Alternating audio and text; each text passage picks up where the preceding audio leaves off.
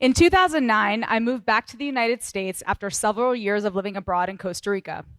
During my time there, I obtained a master's degree in international law and human rights from the United Nations University for Peace, or UPeace, as we call it. My time at UPeace was inspiring and enraging. Did y'all know that there's only one country in the whole world who has not ratified the UN Convention on the Rights of the Child? No, it's not Russia, and it's not North Korea. It's the United States. I will come back to this a little later on.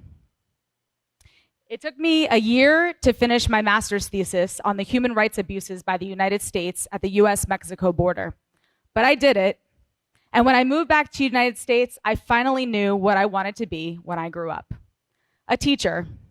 I could apply my human rights background and my love for the Spanish language and Latin American culture to an actual whole profession. I also wanted to provide an experience for young people that I didn't get as a student. I wasn't your star student, to say the least. My diverse groups of friends and I didn't see ourselves in the curriculum. I didn't feel like my voice was valued as a young person. I was kicked out of class when I challenged what I was learning and expressed my opinion, and eventually I gave up. I got suspended for skipping school. I almost didn't graduate due to my horrendous attendance record. One time, my mom had to reinstate me in school after a suspension. They handed her a stack of absence notes where I had forged her signature.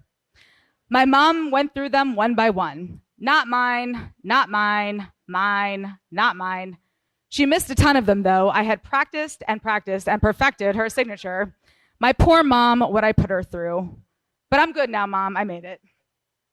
I believe that all of that makes me a better teacher. I can relate to the many feelings and experiences of my students, and I can teach them how to not get caught when they're trying to do the things that I used to do. Young people just don't know how to be slick about it these days. I also recognize my light-skin privilege and that many of my Black students would not be given the chances I was afforded when I'd made mistakes in high school. The fact that I still graduated despite my attendance and discipline record is a testament to that privilege. If a teacher wants to teach because they love math, then they should be a mathematician. Teachers teach human beings, not content. Human beings with life experiences, challenges, trauma, excellence, and talents. As a colleague of mine says, we have a love gap in education, not an achievement gap. Too many educators don't love the students they teach. I live in a community that I teach in, and I prioritize strong relationships with my students.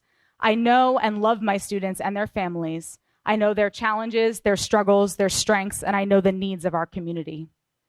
When COVID hit and schools were going to close, my students trusted me in sharing their fears about what was going to happen with their access to food and their employment. They were scared, and rightfully so, and thus Columbia Community Care was born. With forces coming together of volunteers to run pantries and distribution sites for hours at a time, and with the support of our donors and community partners, CCC has been able to provide basic necessities to roughly 250,000 residents of Howard County and has completed over 12,000 home deliveries. I am grateful that we have been able to help so many people, but what does that say about our country? That Columbia Community Care has to exist in the first place for our families to literally survive. I stumbled upon a reality show called Selling Sunset about real estate tycoons in California selling multi-million-dollar homes. Reality TV is a guilty pleasure of mine, but this particular show I couldn't even stomach. This stark and drastic contradiction in the everyday reality for people in this country is the epitome of the warped values we see.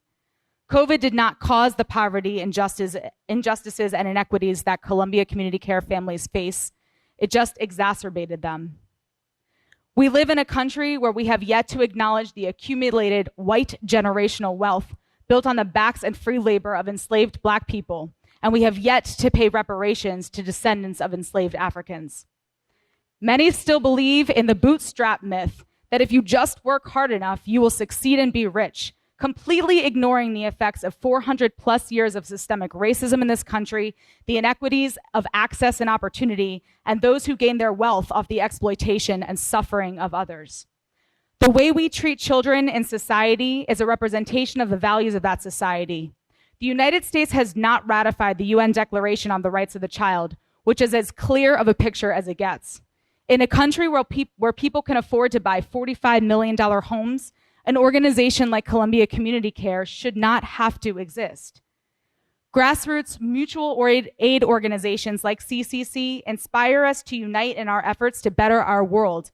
But charity is not a solution to injustice. We must fight to change the system that creates the injustices. Last year, CCC won Best of Howard County Pandemic Hero. The real heroes are those who continue to do whatever it takes day after day to ensure that their families survive. And I dedicate this talk to you. Thank you.